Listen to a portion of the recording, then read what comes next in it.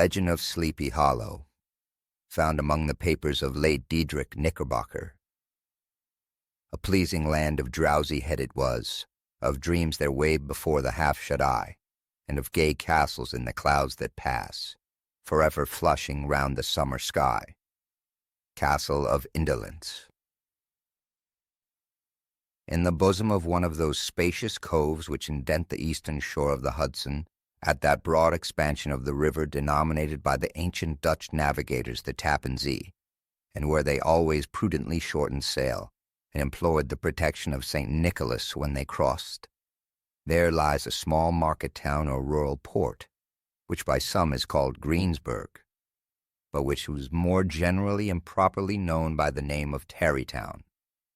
This name was given, we are told, in former days by the good housewives of the adjacent country, from the inveterate propensity of their husbands to linger about the village tavern on market days. Be that as it may, I do not vouch for the fact, but merely advert to it, for the sake of being precise and authentic. Not far from this village, perhaps about 2 miles, there is a little valley, or rather a lap of land among high hills, which is one of the quietest places in the whole world. A small brook glides through it, with just murmur enough to lull one to repose, and the occasional whistle of a quail or tapping of a woodpecker is almost the only sound that ever breaks in upon the uniform tranquillity. I recollect that when a stripling my first exploit in squirrel shooting was in a grove of tall walnut trees that shades one side of the valley. I had wandered into it at noontide, when all nature is peculiarly quiet, and was startled by the roar of my own gun, as it broke the Sabbath stillness around, and was prolonged and reverberated by the angry echoes. If ever I should wish for a retreat, whither I might steal from the world and its distractions, and dream quietly away the remnant of a troubled life, I know of none more promising than this little valley, from the listless repose of the place and the peculiar character of its inhabitants, who are descendants from the original Dutch settlers. This sequestered glen has long been known by the name of Sleepy Hollow, and its rustic lads are called the Sleepy Hollow Boys, throughout all the neighboring country. A drowsy, dreamy influence seemed to hang over the land and to pervade the very atmosphere. Some say that the place was bewitched by a high German doctor during the early days of the settlement. Others, that an old Indian chief, the prophet or wizard of his tribe, held his powerhouse there before the country was discovered by Master Hendrik Hudson. Certain it is, the place still continues under the sway of some witching power that holds a spell over the minds of the good people, causing them to walk in a continual reverie. They are given to all kinds of marvelous beliefs, are subject to trances and visions, and frequently see strange sights and hear music and voices in the air. The whole neighborhood abounds with local tales, haunted spots, and twilight superstitions. Stars shoot and meteors glare oftener across the valley than in any other part of the country, and the nightmare with her whole ninefold seems to make it the favorite scene of her gambols. The dominant spirit, however, that haunts this enchanted region, and seems to be the commander-in-chief of all the powers of the air, is the apparition of a figure on horseback without a head. It is said by some to be the ghost of a Hessian trooper, whose head had been carried away by a cannonball in some nameless battle during the Revolutionary War, and who is ever and anon seen by country folk hurrying along in the gloom of night, as if on wings of the wind. His haunts are not confined to the valley, but extend at times through the adjacent roads, and especially to the vicinity of the church at no great distance. Indeed, certain of the most authentic historians of those parts, who have been careful in collecting and collating the floating facts concerning the spectre, allege that the body of the trooper, having been buried in the churchyard, the ghost rides forth to the scene of the battle in nightly quest of his head, and that the rushing speed with which he sometimes passes along the hollow, like a midnight blast, is owing to his being belated and in a hurry to get back to the churchyard before daybreak. Such is the general purport of this legendary superstition, which has furnished materials for many a wild story in that region of shadows, and the spectre is known in all the country firesides by the name of the Headless Horseman of Sleepy Hollow. It is remarkable that the visionary propensity I have mentioned is not confined to the native inhabitants of the valley, but is unconsciously imbibed by every one who reside there for a time. However wide awake they may have been before they entered that sleepy region, they are sure in a little while to inhale the witching influence of the air and begin to grow imaginative, to dream dreams and see apparitions.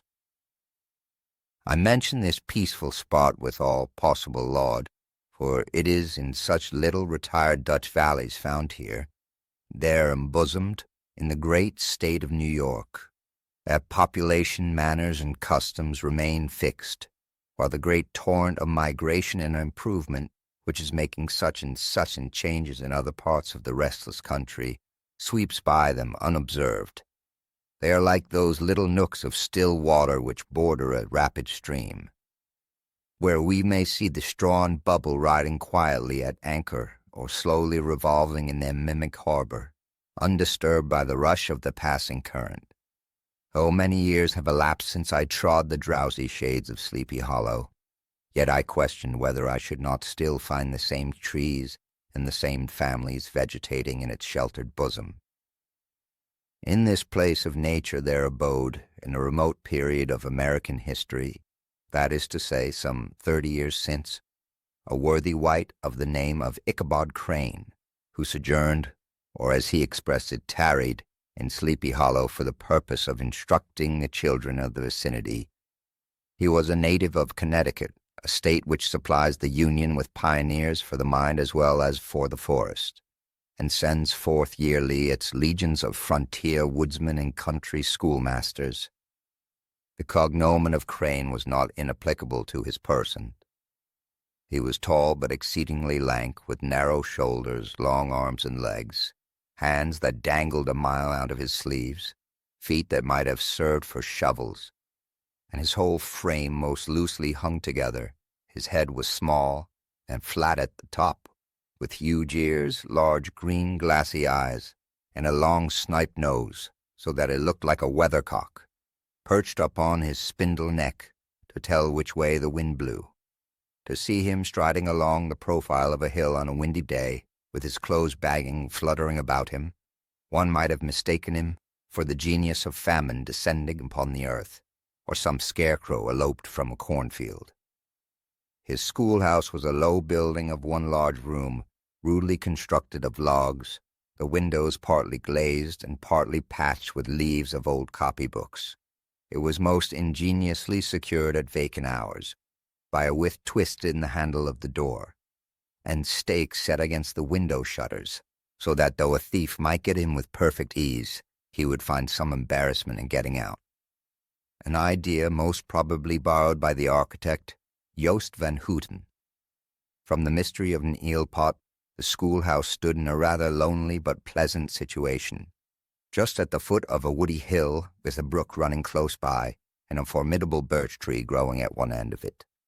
From hence the low murmur of his pupils' voices coming over their lessons might be heard in a drowsy summer's day, like the hum of a beehive, interrupted now and then by the authoritative voice of the master in the tone of menace or command, or peradventure by the appalling sound of the birch, as he urged some tardy loiterer along the flowery path of knowledge. Truth to say, he was a conscientious man, and ever bore in mind the golden maxim, "Spare the rod and spoil the child." Ichabod Crane's scholars certainly were not spoiled. I would not have it imagined, however, that he was one of those cruel potentates of the school, who joy in the smart of their subjects. On the contrary, he administered justice with discrimination rather than severity, taking the burden off the backs of the weak and laying it on those of the strong. Your mere puny stripling that winced at the least flourish of the rod was passed with indulgence, but the claims of justice were satisfied by inflicting a double portion on some little tough, wrong-headed, broad-skirted Dutch urchin, who sulked and swelled and grew dogged and sullen beneath the birch. All this he called doing his duty by their parents, and he never inflicted a chastisement without following it by the assurance, so consolatory to the smarting urchin that he would remember it and thank him for it the longest day he had to live. When school hours were over, he was even a companion and playmate of the larger boys, and on holiday afternoons would convoy some of the smaller ones home, who happened to have pretty sisters or good housewives for mothers, noted for the comforts of the cupboard. Indeed, it behooved him to keep on good terms with his pupils. The revenue arising from his school was small, and would have been scarcely sufficient to furnish him with daily bread, for he was a huge feeder, and though lank, had dilating powers of an anaconda. But to help out his maintenance, he was, according to country custom in those parts, boarded and lodged the houses of farmers, whose children he instructed. With these he lived successively a week at a time, thus going the rounds of the neighborhood, with all his worldly effects tied up in a cotton handkerchief. That all this might not be too onerous on the purses of his rustic patrons, who were apt to consider the cost of schooling a grievous burden, and schoolmasters as mere drones, he had various ways of rendering himself both useful and agreeable. He assisted the farmers occasionally in the lighter labors of their farms, helped to make hay, mended the fences, took the horses to water, drove the cows from pasture, and cut wood for the winter fire. He laid aside, too, all the dominant dignity and absolute sway with which he lorded it in his little empire, the school, and became wonderfully gentle and ingratiating. He found favor in the eyes of the mothers by petting the children, particularly the youngest, and like the lion bold which whilom so magnanimously the lamb did hold, he would sit with a child on one knee and rock a cradle with his foot for whole hours together. In addition to his other vocations, he was the same master of the neighborhood, and picked up many bright shillings by instructing the young folks in somebody. It was a matter of no little vanity to him, on Sundays, to take his station in front of the church gallery with a band of chosen singers, where in his own mind he completely carried away the palm from the parson. Certain it is, his voice resounded far above all the rest of the congregation, and there are peculiar quavers still to be heard in that church, and which may even be heard half a mile off, quite to the opposite side of the mill pond on a still Sunday morning, which are said to be legitimately descended from the nose of Ichabod Crane. Thus, by divers little makeshifts in that ingenious way, which is commonly denominated by hook and by crook, the worthy pedagogue got on tolerably enough, and was thought by all who understood nothing of the labor of headwork to have wonderfully easy life of it.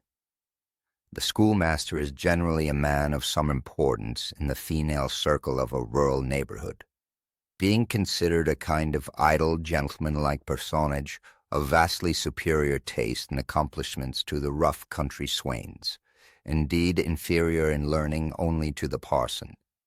His appearance, therefore, is apt to the occasion some little stir at the tea-table of a farmhouse, and the addition of a supernumerary dish of cakes or sweetmeats, or peradventure the parade of a silver teapot. Our man of letters, therefore, was peculiarly happy in the smiles of all the country damsels. How he would figure among them in the churchyard between services on Sundays, gathering grapes for them from the wild vines that overrun the surrounding trees, reciting for their amusement all the epitaphs on the tombstones, or sauntering with a whole bevy of them along the banks of the adjacent mill pond, while the more bashful country bumpkins hung sheepishly back, envying his superior elegance in the dress.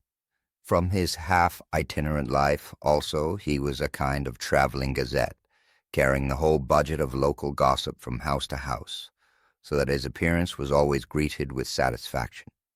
He was, moreover, esteemed by the women as a man of great erudition, for he had read several books quite through, and was a perfect master of Cotton Author's History of New England Witchcraft, in which, by the way, he most firmly and potently believed.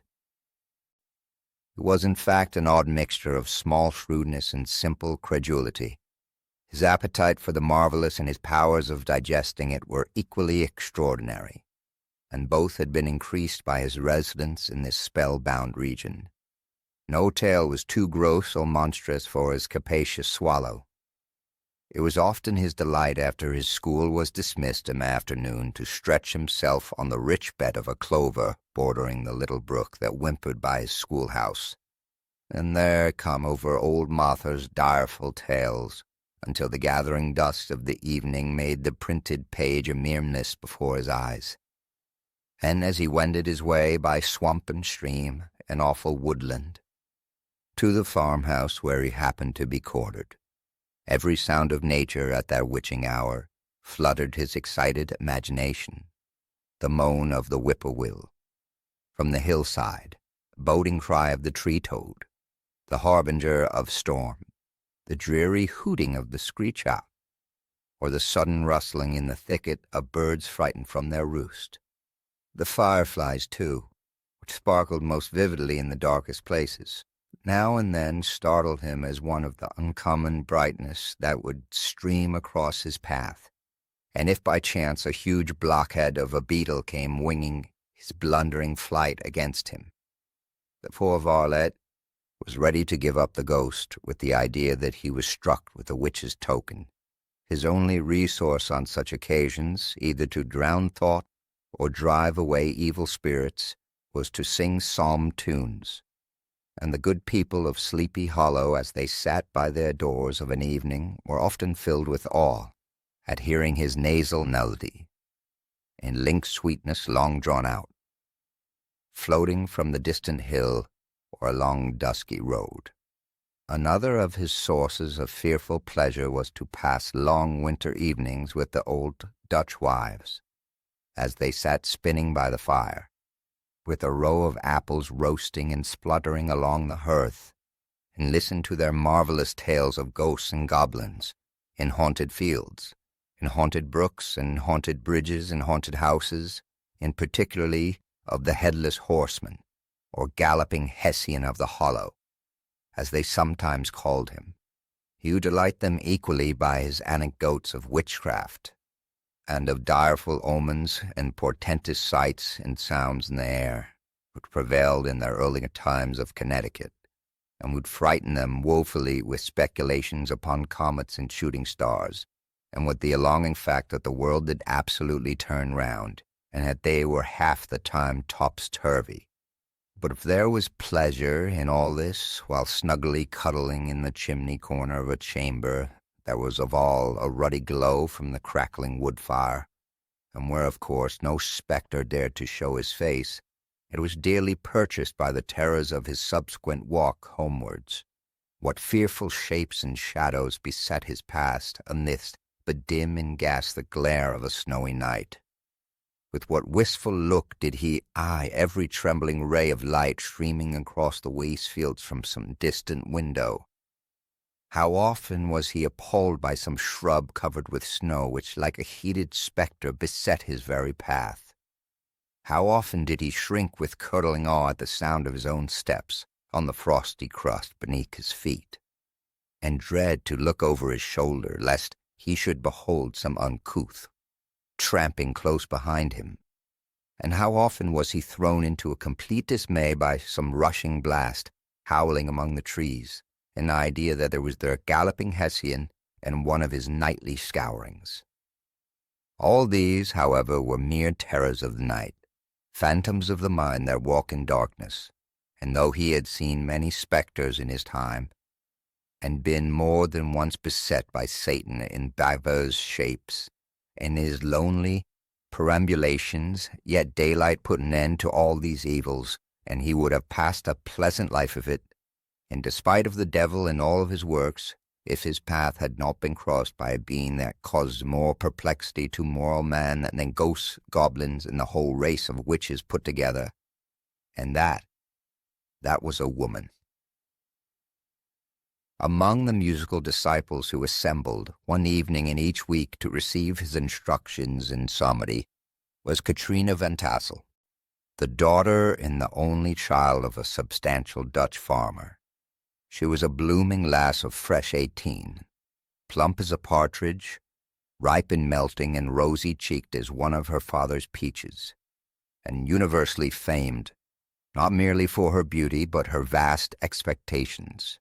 She was withal a little of a coquette, as might be perceived even in her dress, which was a mixture of ancient and modern fashions, as most suited to set off her charms.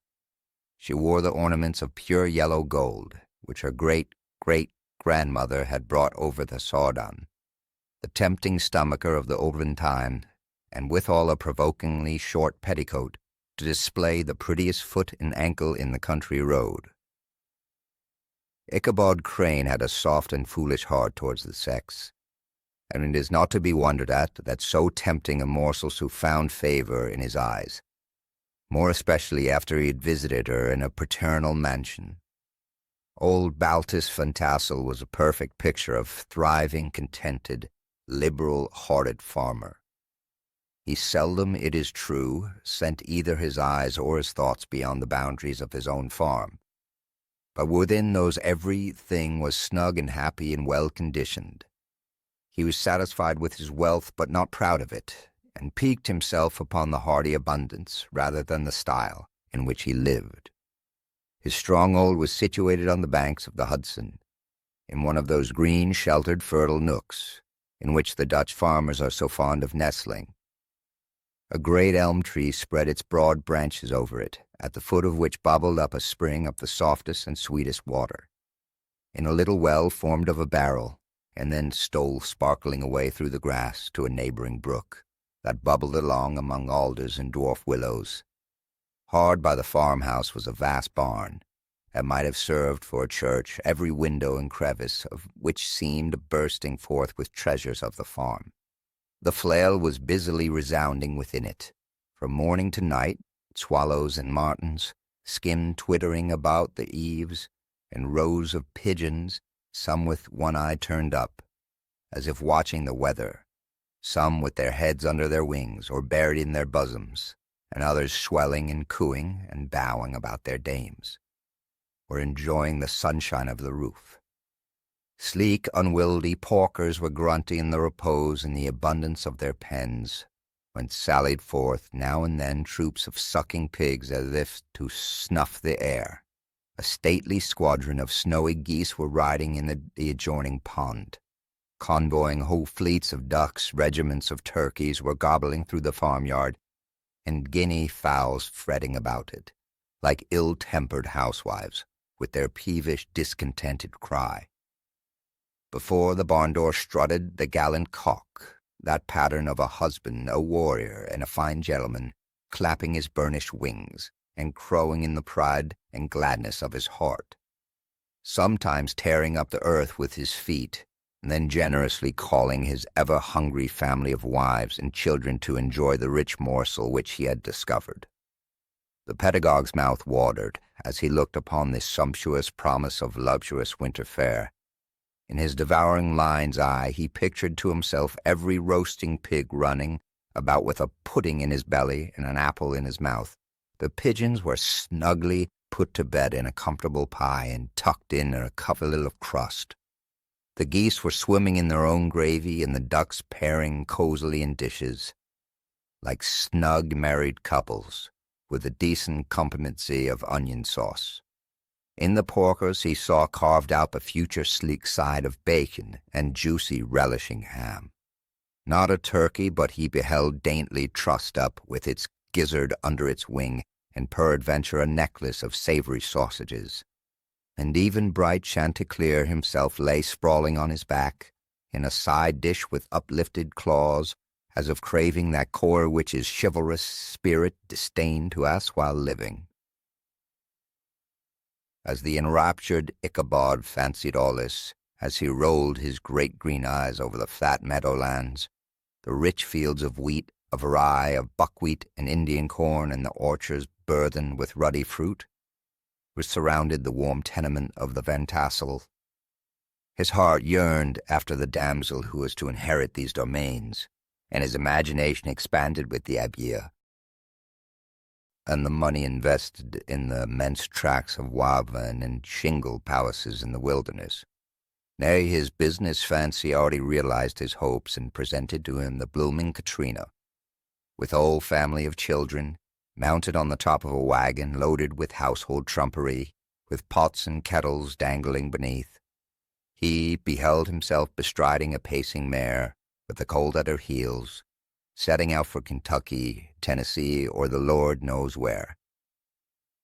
When he entered the house, the conquest of his heart was complete.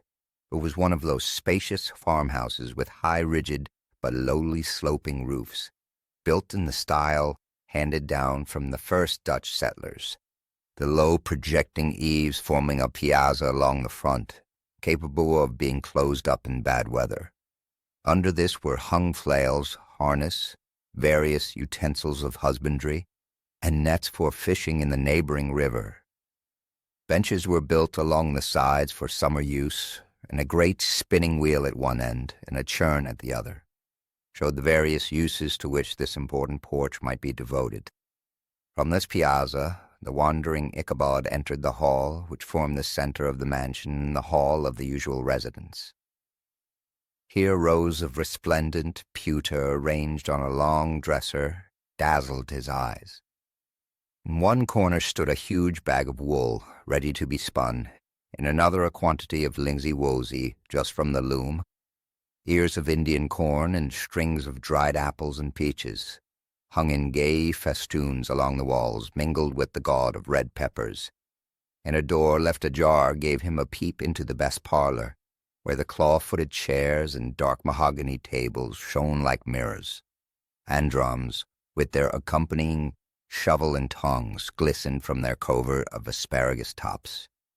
Bock oranges and conch shells decorated the mantelpiece. Strings of various colored birds' eggs were suspended above it. A great ostrich egg was hung from the center of the room in a corner cupboard. No one were left open, displayed immense treasures of old silver and well-mended china. And the moment Ichabod laid his eyes on these regions of delight, the peace of his mind was at an end. It is his only study was how to gain the affections of the peerless daughter of Fantassel. In this enterprise, however, he had more real difficulties than generally fell to the lot of a knight-errant of yore, who seldom had anything but giants, enchanters, fury dragons, and such like easily conquered adversaries to contend with, and had to make his way nearly through the gates of iron and brass and walls of adamant, the castle keep where the lady of his heart was confined, all which he achieved as easily as a man would carve his way to the center of a Christmas pie. And then the lady gave him her hand as a matter of course. Ichabod, on the contrary, had to win his way to the heart of the country coquet, beset with a labyrinth of whims and caprices which were forever presenting new difficulties and impediments, in which he had to encounter a host of fearful adversaries of real flesh and blood, the numerous rustic admirers who beset every portal to her heart, keeping a watchful and angry eye upon each other, but ready to fly out in the common cause against any new competitor. Among these most formidable was a burly, roaring, roistering blade of the name of Abraham, or according to the Dutch abbreviation, Brom van Brunt, the hero of the country round, which rang with his feats of strength and hardihood. He was broad-shouldered and double-jointed, with short, curly black hair, and a bluff but not pleasant countenance, having a mingled air of fun and arrogance. From this Herculean frame and great powers of limb, he had received the nickname of Brom Bones, by which he was universally known. He was famed for great knowledge and skill in horsemanship, being as dexterous on a horseback as a Tartar. He was foremost at all races and cockfights, and with the ascendancy which bodily strength always requires in rustic life, was the umpire in all disputes, setting his hat on one side and giving his decisions with an air and tone admitting of no gainsay or appeal. He was always ready for either a fight or a frolic, but had more mischief than ill will in his composition. And with all his overbearing roughness, there was a strong dash of waggish good humor at the bottom. He had 3 or 4 boon companions, who regarded him as their model, and at the head of whom he scoured the country, attending every scene of feud or merriment for miles round. In the cold weather he was distinguished by a fur cap, surmounted with a flaunting fox's tail, and when the folks at a country gathering described this well-known crest at a distance, whisking about among a squad of hard riders, they always stood by for a squall.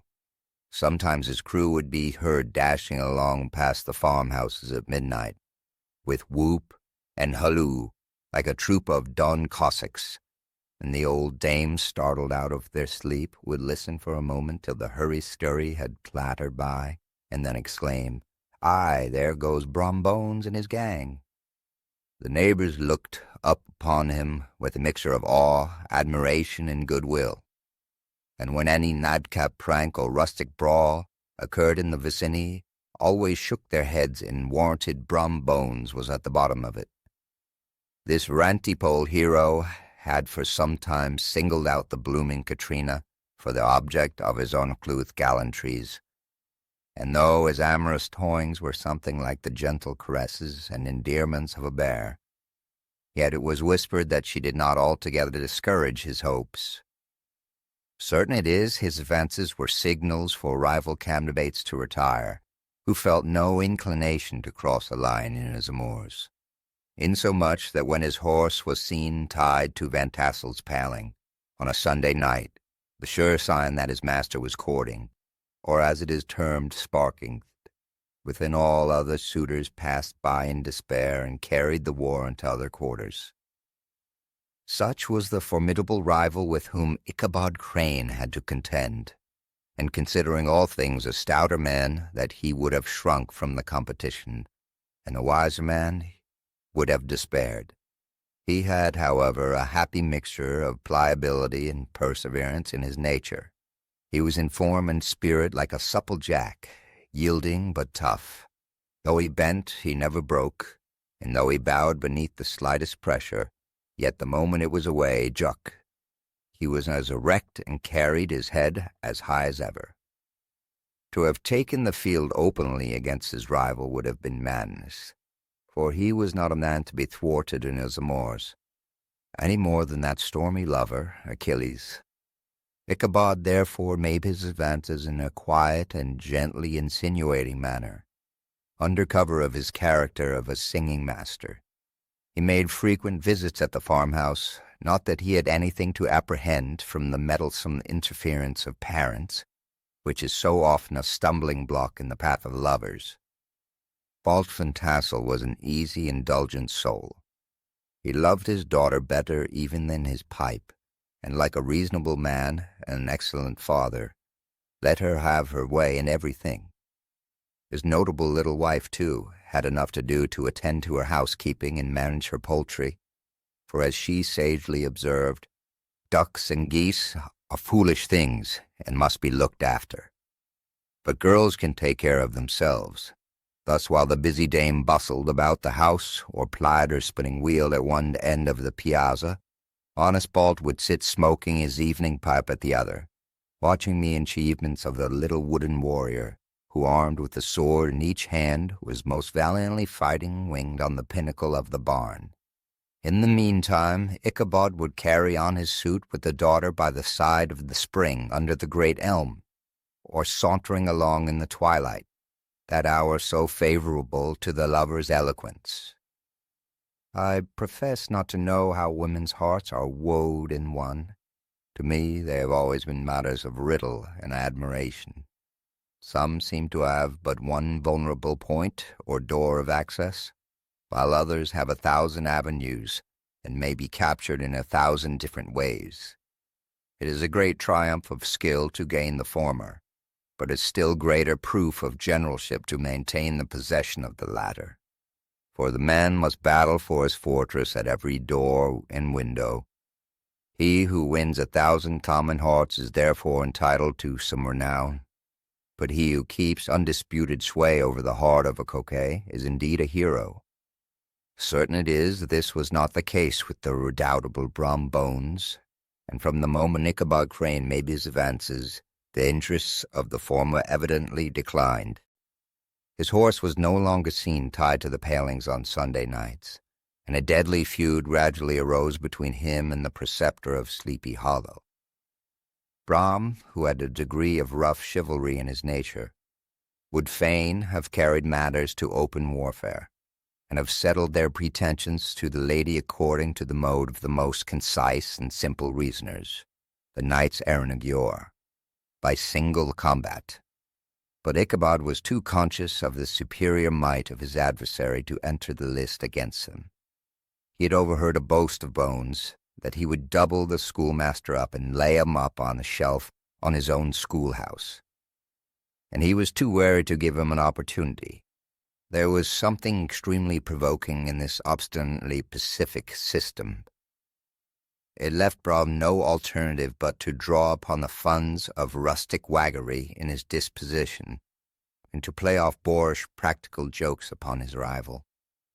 Ichabod became the object of whimsical persecution to Bones and his gang of rough rilers. They harried his hitherto peaceful domains, smoked out his singing school by stopping up the chimney, broke into the schoolhouse at night, in spite of its formidable fastenings of width and window stakes, and turned everything topsy-turvy, so that the poor schoolmaster began to think that all the witches in the country held their meetings there. But what was still more annoying, Brom took all opportunities of turning him into ridicule in the presence of his mistress, and that a scoundrel dog whom he taught to whine in the most ludicrous manner, and introduced as a rival of Ichabod's to instruct her in somebody. In this way matters went on for some time without producing any material effect on the relative situation of the contending powers. On a fine autumnal afternoon, Ichabod, in a pensive mood, sat enthroned on the lofty stool from whence he usually watched all the concerns of his little literary realm. In his hand he swayed a ferule, that scepter of despotic power. The birch of justice reposed on 3 nails behind the throne, a constant terror to evildoers, while on the desk before him might be seen the sundry contraband articles and prohibited weapons detected upon the persons of idle urchins, such as half-munched apples, pop-guns, whirligigs, fly-cages, and whole legions of rampant little paper gamecocks. Apparently there had been some appalling act of justice recently inflicted, for his scholars were all busily intent upon their books, or slyly whispering behind them with one eye kept upon the master, and a kind of buzzing stillness reigned throughout the schoolroom. It was suddenly interrupted by the appearance of a Negro in a tow-cloth jacket and trousers, a round-crowned fragment of a hat, like the cap of Mercury, and mounted on the back of a ragged, wild, half-broken colt, which he managed with a rope by way of halter. He came clattering up the school door with an invitation to Ichabod to attend a merry-making or quilting frolic, to be held that evening at the Mimea Van Tassel's. And having delivered his message with that air of importance and effort at fine language, which a Negro is apt to display on petty embassies of the kind, he dashed over the brook and was seen scampering away up the hollow, full of importance and hurry of his mission. All was now bustle and hubbub. In the late quiet schoolroom, the scholars were hurried through their lessons without stopping at trifles. Those who were nimble skipped over half with impunity, and those who were tardy at a smart application now, and then in the rear, to quicken their speed or help them over a tall word, books were flung aside without being put away on the shelves, inkstands were overturned, benches thrown down, and the whole school was turned loose an hour before the usual time, bursting forth like a legion of young imps, yelping and rattling about the green in joy at their early emancipation. The gallant Ichabod now spent at least an extra half-hour at his toilet, brushing and furbishing up his best, and indeed only suit of rusty black, and arranging his locks by a bit of a broken looking-glass that hung up in the schoolhouse, Dutchman, of the name of Hans and Ripper. and thus gallantly mounted issued forth like a knight-errant in a quest of adventures. But it is meet I should, in the true spirit of romantic story, give some account of the looks and equipments of my hero and his steed. The animal he bestrode was a broken-down plough horse that had outlived almost everything but his viciousness. He was gaunt and shagged, with an ewe neck and a head like a hammer. His rusty mane and tail were tangled and knotted with burrs. One eye had lost its pupil, and it was glaring and spectral, but the other had the gleam of a genuine devil in it. Still he must have had fire and metal in his day, if we may judge from the name he bore of Gunpowder. He had, in fact, been a favorite steed of his master's, Cleric Van Ripper, who was a furious rider and had infused very probably some of his own spirit into the animal. For old and broken down as he looked, there was more of the lurking devil in him than any young filly in the country. Ichabod was a suitable figure for such a steed. He rode with short stirrups which brought his knees nearly up to the pommel of the saddle. His sharp elbows stuck out like grasshoppers. He carried his whip perpendicularly in his hand like a scepter, and as his horse jogged on, the motion of his arms was not unlike the flapping of a pair of wings. A small wool hat rested atop of his nose, for so his scanty strip of forehead might be called, and the skirts of his black coat fluttered out almost to the horse's tail. Such was the appearance of Ichabod and the steed as they shambled out of the gate of Hans Van Ripper, and it was altogether such an apparition as is seldom to be met with in broad daylight. It was, as I have said, a fine autumnal day. The sky was clear and serene. Nature wore that rich and golden livery which we always associate with the idea of abundance. The forest has put on their sober brown and yellow, while some of the trees of the tenderer kind had been nipped by the frosts into brilliant dyes of orange, purple, and scarlet. Streaming files of wild ducks began to make their appearance high in the air. The bark of the squirrel might be heard from the groves of beech and hickory nuts, and the pensive whistle of the quail at intervals from the neighboring stubble field. The small birds were taking their farewell banquets. In the fullness of their revelry, they fluttered chirping and frolicking, from bush to bush and tree to tree, capricious from the very profusion and variety around them. There was the honest cock-robin, the favorite game of stripling sportsmen, with its loud, querulous note, and the twittering blackbirds flying the sable clouds, and the golden-winged woodpecker with his crimson crest, and his broad black gorget and splendid plumage, and the cedar-bird with his red-tipped wings and yellow-tipped tail, and its little Montero cap of feathers, and the blue-jay, that noisy coxcomb, in his gay light blue coat and white underclothes, screaming and chattering, nodding, and bobbing and bowing, and pretending to be on good terms with every songster of the grove.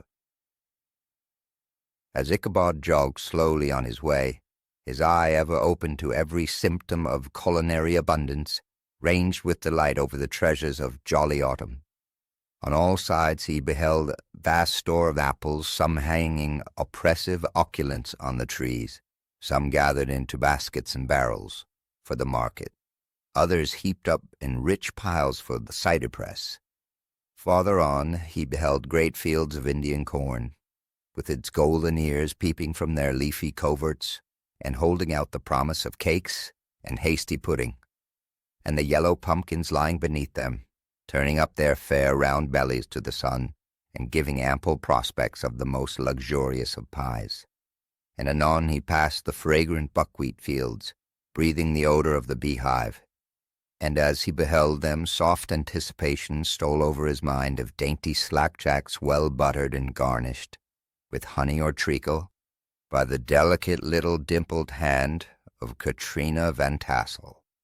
Thus, feeding his mind with many sweet thoughts and sugared suppositions, he journeyed along the sides of a range of hills which look out upon some of the goodliest scenes of the mighty Hudson. The sun gradually wheeled his broad disk down into the west. The wide bosom of the Tappan Zee lay motionless and glassy, excepting that here and there a gentle undulation waved and prolonged the blue shadow of the distant mountain. A few amber clouds floated in the sky, without a breath of air to move them. The horizon was a fine golden tint, changing gradually into a pure apple green, and from that into the deep blue of the mid-heaven. A slanting ray lingered on the woody crests of the precipice that overhung some parts of the river, giving greater depth to the dark gray and purple of their rocky sides. The sloop was loitering in the distance, dropping slowly down with the tide, her sail hanging uselessly against the mast, and as the reflection of the sky gleamed along the still water, it seemed as if the vessel was suspended in the air. It was toward the evening that Ichabod had arrived at the castle of the Herr Ventasel, which he found thronged with the pride and flower of the adjacent country.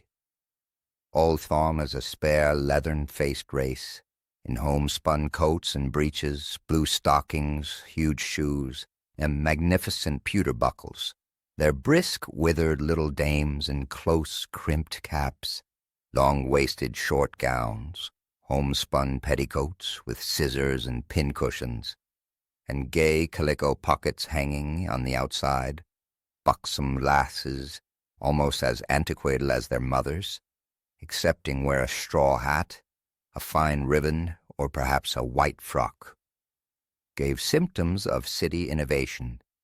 The sons in short, square-skirted coats with rows of stupendous brass buttons, and their hair generally queued in the fashion of the times, especially if they could procure an eel skin for the purpose, it being esteemed throughout the country as a potent nourisher and strengthener of the hair.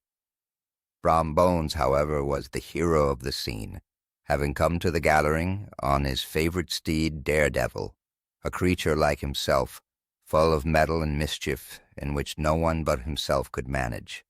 He was in fact noted for preferring vicious animals given to all the kinds of tricks, which kept the rider in a constant risk of his neck, for he held a tractable, well-broken horse as unworthy of a lad of spirit. Shame would I pause to dwell upon the world of charms that burst upon the enraptured gaze of my hero as he entered the state parlor of Ventassel's mansion. Not those of the bevy of buxom lasses with their luxurious display of red and white, but the ample charms of a genuine Dutch country tea-table in the sumptuous time of autumn. Such heaped-up platters of cakes of various and almost indescribable kinds, known only to the experienced Dutch housewives. There was the doughty donut, the tender oliekoek, and the crisp, crumbling cruller. Sweet cakes and short cakes, ginger cakes and honey cakes, and the whole family of cakes. And then there were apple pies and peach pies and pumpkin pies, besides slices of ham and smoked beef, and moreover delectable dishes of preserved plums and peaches and pears and quinces, not to mention the broiled shad and roasted chickens, together with bowls of milk and cream, all mingled, higgledy-piggledy, pretty much as I have enumerated them, with the motherly teapot sending up its clouds of vapor from the mist. Heaven bless the mark. I want breath and time to discuss this banquet, as it deserves, and am too eager to get on with my story. Happily, Ichabod Crane was not in so great a hurry as his historian, but did ample justice to every dainty. He was a kind and thankful creature, whose heart dilated in proportion as his skin was filled with good cheer, and whose spirit rose with eating, as some men's do with drink. He could not help to rolling his large eyes round him as he ate, and chuckling with the possibility that he might one day be lord of all this scene of almost unimaginable luxury and splendor.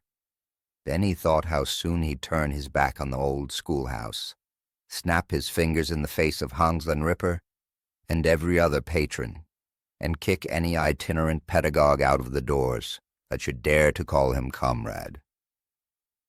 Old Baltus Van Tassel moved about among his guests with a face dilated with content and good humor, round and jolly as the harvest moon, His hospitable attentions were brief but expressive, being confined to a shake of the hand, a slap on the shoulder, a loud laugh, and a pressing invitation to fall to and help themselves.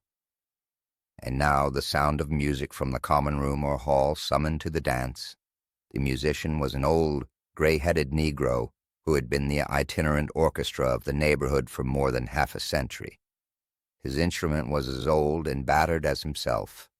The greater part of the time he scraped on 2 or 3 strings, accompanying every movement of the bow with a motion of the head, bowing almost to the ground and stamping with his foot whenever a fresh couple were to start.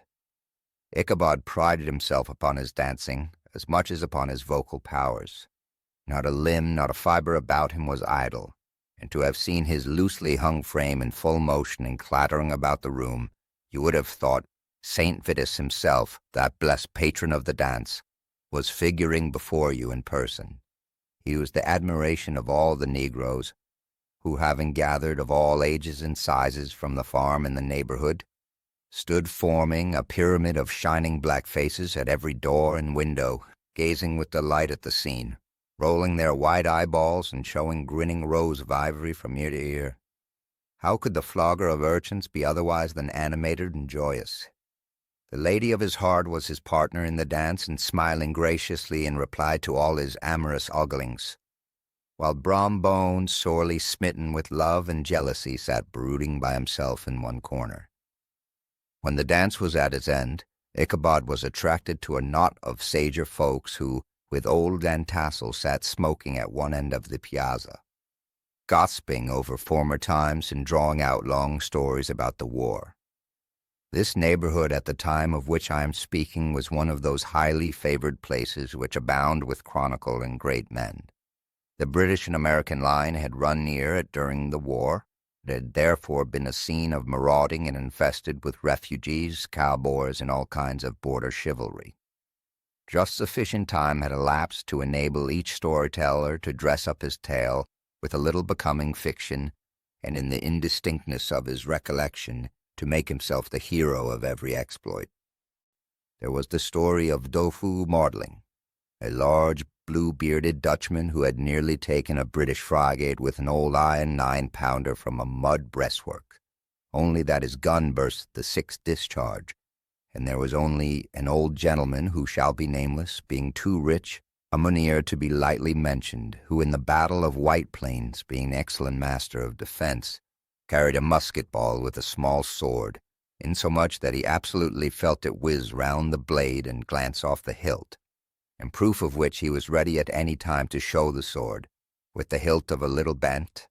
There were several more that had been equally great in the field, not one of whom but was persuaded that he had held a considerable hand in bringing the war to a happy termination. But all these were nothing of tales of ghosts and apparitions that succeeded. The neighborhood is rich in legendary treasures of the kind. Local tales and superstitions thrive best in these sheltered, long-settled retreats, but are trampled underfoot by the shifting throng that forms the population of most of our country places. Besides, there is no encouragement for ghosts in most of our villages, for they have scarcely had time to finish their first nap and turn themselves in their graves before their surviving friends have traveled away from the neighborhood, so that when they turn out at night to walk their rounds, they have no acquaintance left to call upon. This is perhaps the reason why we so seldom hear of ghosts except in our long-established Dutch communities. The immediate cause, however, of the prevalence of supernatural stories in these parts was doubtless owing to the vicinity of Sleepy Hollow. There was a contagion in the very air that blew from the haunted region. It breathed forth an atmosphere of dreams and fancies infecting all the land. Several of the Sleepy Hollow people were present at Van Tassel's, and as usual were doling out their wild and wonderful legends. Many dismal tales were told about funeral trains and mourning cries and wailings heard and seen about the great tree, where the unfortunate Major Andre was taken, and which stood in the neighborhood. Some mention was made also of the woman in white, that haunted the dark glen at Raven Rock, and was often heard to shriek on winter nights before a storm, having perished there in the snow. The chief part of these stories, however, turned upon the favorite specter of Sleepy Hollow, the Headless Horseman, who had been heard several times of late patrolling the country, and it was said tethered his horse nightly among the graves in the churchyard. The sequestered situation of this church seems always to have made it a favorite haunt of troubled spirits. It stands on a knoll surrounded by locust trees and lofty elms, from among which its decent whitewashed walls shine lawlessly forth like Christian purity beaming through the shades of retirement. A gentle slope descends from it to a silver sheet of water, bordered by high trees, between which peeps may be caught at the blue hills of the Hudson. To look upon its grass-grown yard where the sunbeams seem to sleep so quietly, one would think that there at least the dead might rest in peace. On one side of the church extends a wide woody dell along which raves a large brook among broken rocks and trunks of fallen trees. Over a deep black part of the stream not far from the church was formerly thrown a wooden bridge. The road that led to it, the bridge itself, was thickly shaded by overhanging trees, which cast a gloom about it, even in the daytime, but occasioned a fearful darkness at night. This was one of the favorite haunts of the Headless Horseman, and the place he was most frequently encountered. The tale was told by old Brower, a most heretical disbeliever in ghosts, how he met the horseman returning from his foray into Sleepy Hollow, and was obliged to get up behind him, how they galloped over the bush and brake over hill and swamp until they reached the bridge, when the horseman suddenly turned into a skeleton, threw old Brower into the brook, and sprang away over the treetops with a clap of thunder. This story was immediately matched by a thrice marvelous adventure of Brown Bones, who made light of the galloping Hessian as an errant jockey.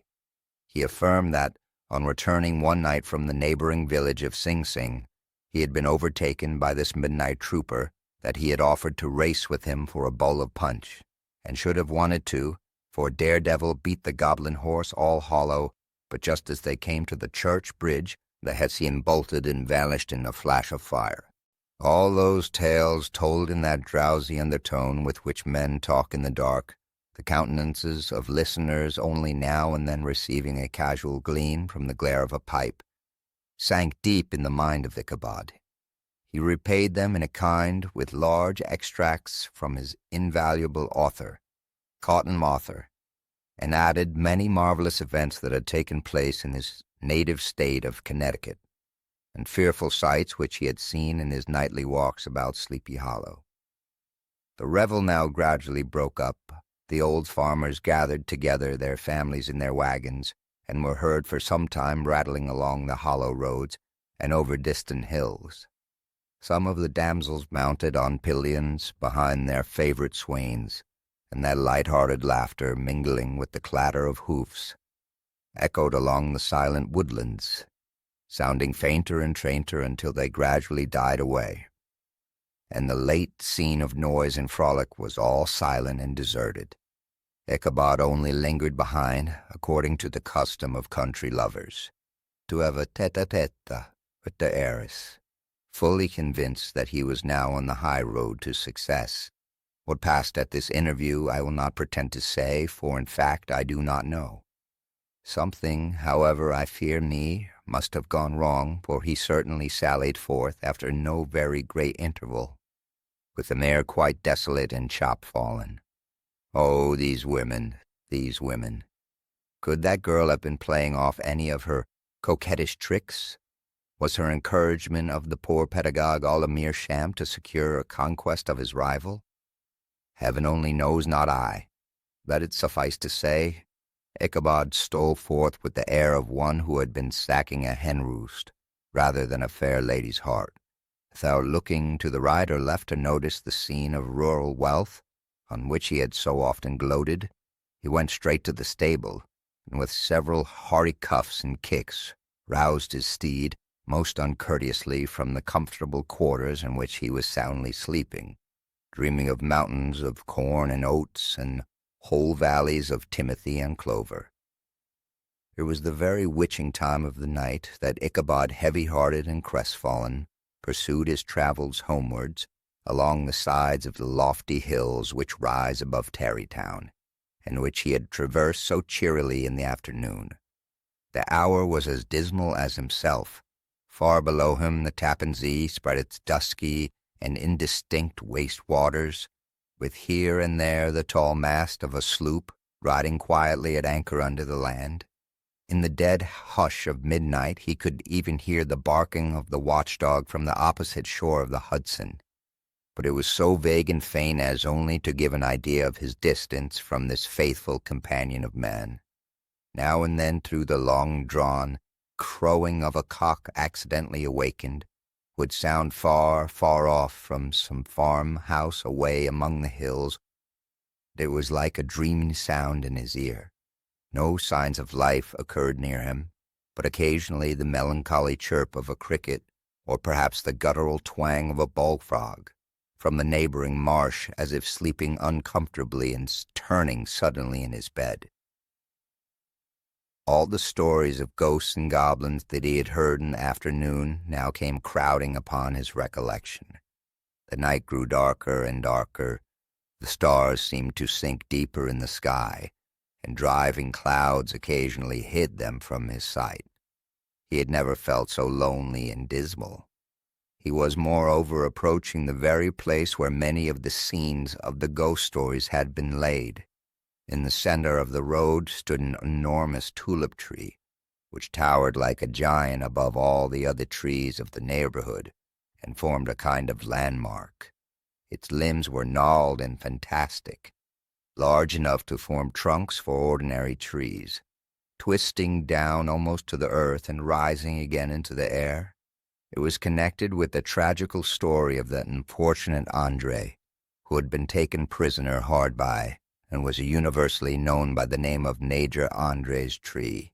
The common people regarded it with a mixture of respect and superstition, partly out of sympathy for the fate of its ill-starred namesake, and partly from the tales of strange sights and doleful lamentations told concerning it. As Ichabod approached this fearful tree, he began to whistle. He thought his whistle was answered. It was but a blast sweeping sharply through the dry branches. As he approached a little nearer, he thought he saw something white hanging in the midst of the tree. He paused and ceased whistling, but on looking more narrowly, perceived that it was a place where the tree had been stayed by lightning, and the white wood laid bare. Suddenly he heard a groan. His teeth chattered, and his knees smote against the saddle. It was but the rubbing of one huge bough upon another, as they were swayed about by the breeze. He passed the tree in safety, but new perils lay before him. About 200 yards from the tree a small brook crossed the road and ran into a marshy and thickly wooded glen, known by the name of Wiley Swamp. A few rough logs laid side by side served for a bridge over this stream. On that side of the road where the brook entered the wood, a group of oaks and chestnuts matted thick with wild grapevines threw a cavernous gloom over it. To pass this bridge was the severest trial. It was at this identical spot that the unfortunate Andre was captured under the covert of those chestnuts and vines, where the sturdy yeoman concealed who surprised him. This has ever since been considered a haunted stream, and fearful are the feelings of the schoolboy who has to pass it alone after dark. As he approached the stream, his heart began to thump. He summoned up, however, all his resolution, gave his horse half a score of kicks in the ribs, and attempted to dash briskly across the bridge. But instead of starting forward, the perverse old animal made a lateral movement and ran broadside against the fence. Ichabod, whose fears increased with the delay, jerked the reins on the other side and kicked lustily with the contrary foot.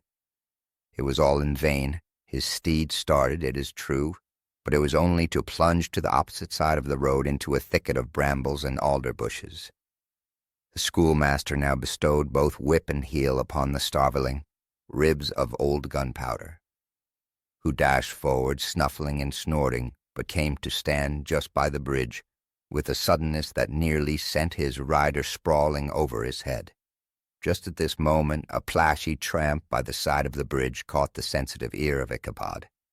In the dark shadow of the grove on the margin of the brook, he beheld something, huge, misshapen, black, and towering. It stirred not, but seemed gathered up in a bloom, like some gigantic monster ready to spring upon the traveler. The hair of the affrighted pedagogue rose upon his head with terror. What was to be done? To turn and fly was now too late, and besides, what chance was there of escaping ghost or goblin, if such it was which could ride upon the wings of the wind? Summoning up, therefore, a show of courage, he demanded in stammering accents, Who are you?" He received no reply. He repeated his demand in a still more agitated voice. Still there was no answer. Once more he cudgeled the sides of the inflexible gunpowder, and shutting his eyes broke forth with involuntary fervor into a psalm tune. Just then the shadowy object of alarm put itself in motion, and with a scramble and a bound, stood at once in the middle of the road. Though the night was dark and dismal, yet the form of the unknown might now in some degree be ascertained. He appeared to be a horseman of large dimensions, and mounted on a black horse of powerful frame. He made no offer of molestation or sociability, but kept aloof on one side of the road, jogging along the blind side of old Gunpowder, who had now got over his fright and waywardness. Ichabod, who had no relish for the strange midnight companion, and bethought himself of the adventure of Brom Bones with the galloping Hessian, now quickened his steed in hopes of leaving him behind. The stranger, however, quickened his horse to an equal pace. Ichabod pulled up and fell into a walk, thinking to lag behind. The other did the same. His heart began to sink within him. He endeavored to resume his psalm tune, but his parched tongue clove to the roof of his mouth, and he could not utter a stave. There was something in the moody, dogged silence of this pertinacious companion that was mysterious and appalling.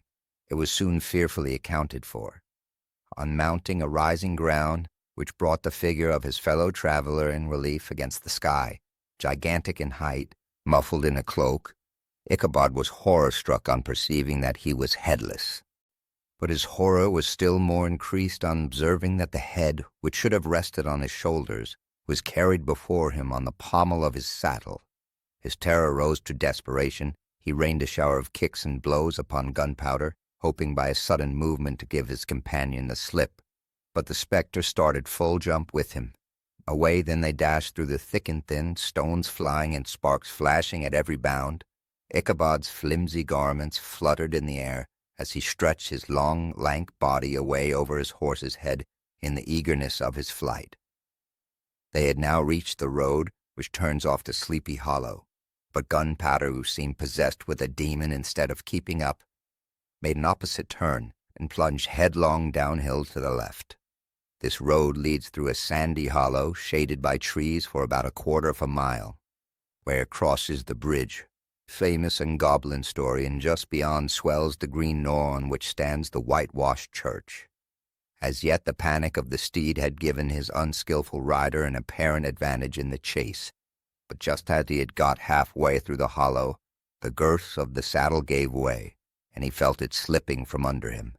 He seized it by the pommel and endeavored to hold it firm, but in vain, and had just time to save himself by clasping old Gunpowder round the neck, when the saddle fell to the earth, and he heard it trampled underfoot by its pursuer. For a moment the terror of Hans Van Ripper's wrath crossed his mind. For it was his Sunday saddle, but this was no time for petty fears. The goblin was hard on his haunches, an unskilful rider that he was. He had much ado to maintain his seat, sometimes slipping on one side, sometimes on another, and sometimes jolted on the high ridge of his horse's backbone, with a violence that he verily feared would cleave him asunder. An opening in the trees now cheered him with the hopes that the bridge was at hand. The wavering reflection of a silver star in the bosom of the brook told him that he was not mistaken.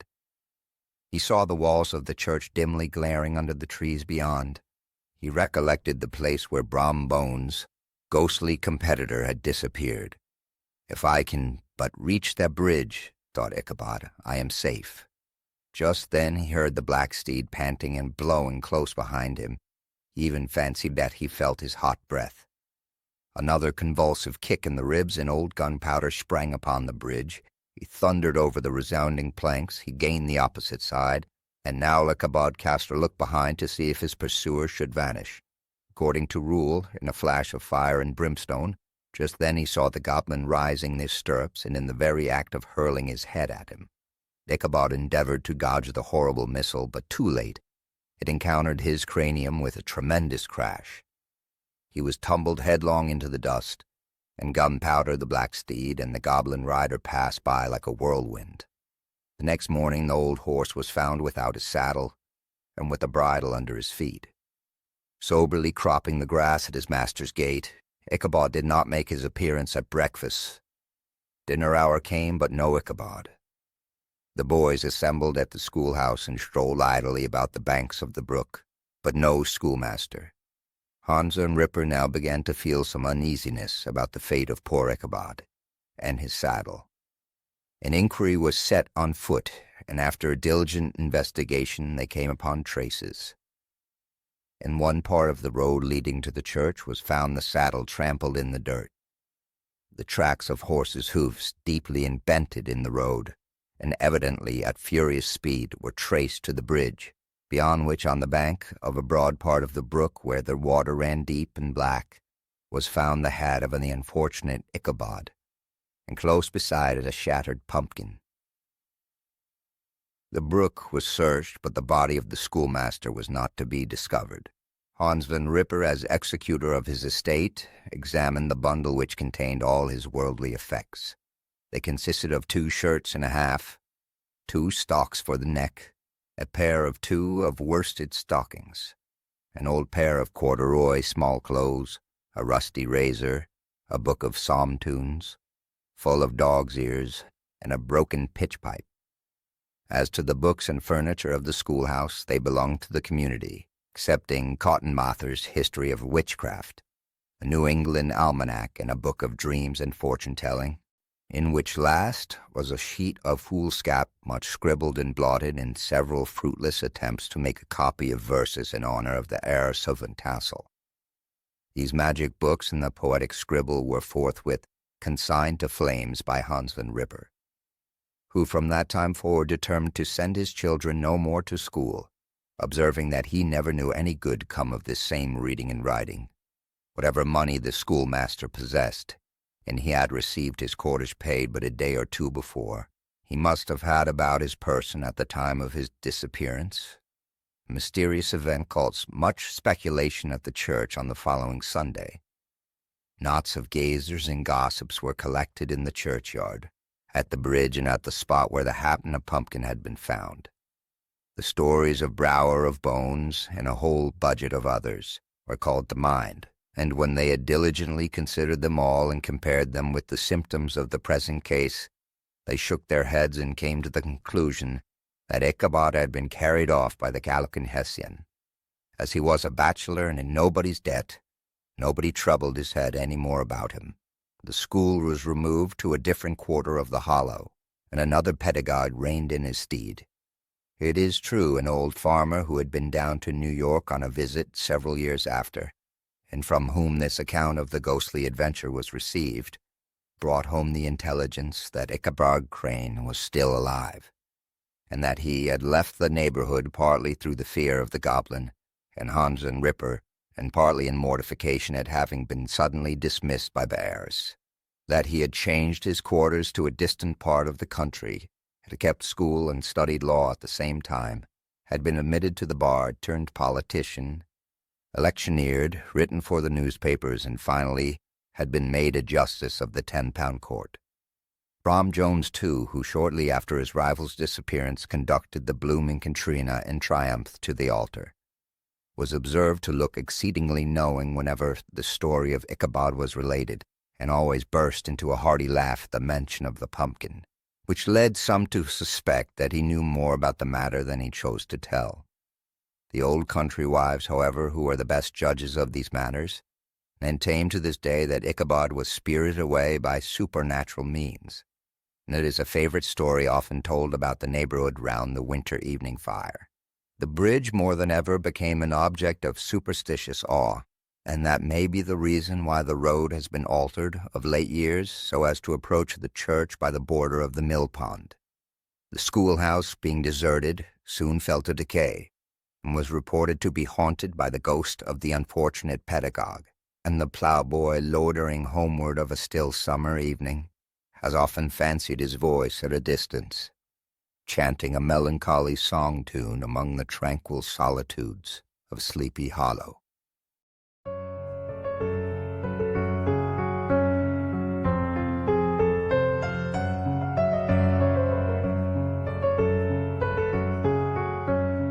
The preceding tale is given almost in the precise words in which I heard it related at a corporation meeting of the ancient city of Manhattan, at which were present many of its sagest and most illustrious burghers.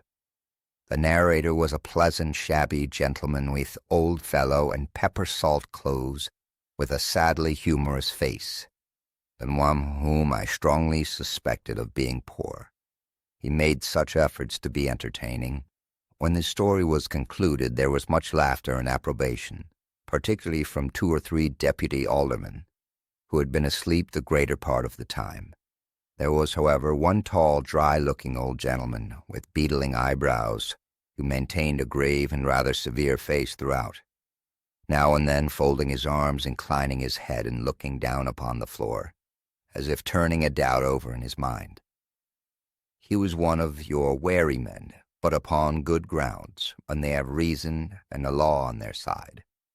When the mirth of the rest of the company had subsided and silence was restored, he leaned one arm on the elbow of his chair, and sticking the other akimbo, demanded, with a slight but exceedingly sage motion of the head and contraction of the brow, what was the moral of the story, and what it went to prove.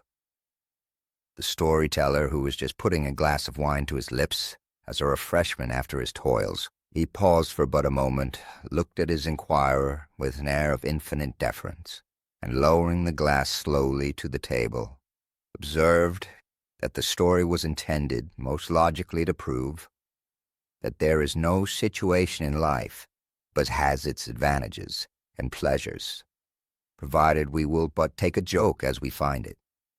But therefore he that runs races with goblin troopers is likely to have rough riding of it. Ergo, for a country schoolmaster to be refused the hand of a Dutch heiress is a certain step to the high preferment in the state. The cautious old gentleman knit his eyebrows tenfold closer after this explanation, being sorely puzzled by the ratiocination of the syllogism, while methought the one in the pepper and salt eyed him with something of a triumphant leer, as Lanky observed that all this was very well, but still he thought the story a little on the extravagant. There were 1 or 2 points on which he had his doubts. "Faith, sir," replied the storyteller, "as to that matter, I don't believe one half of it myself."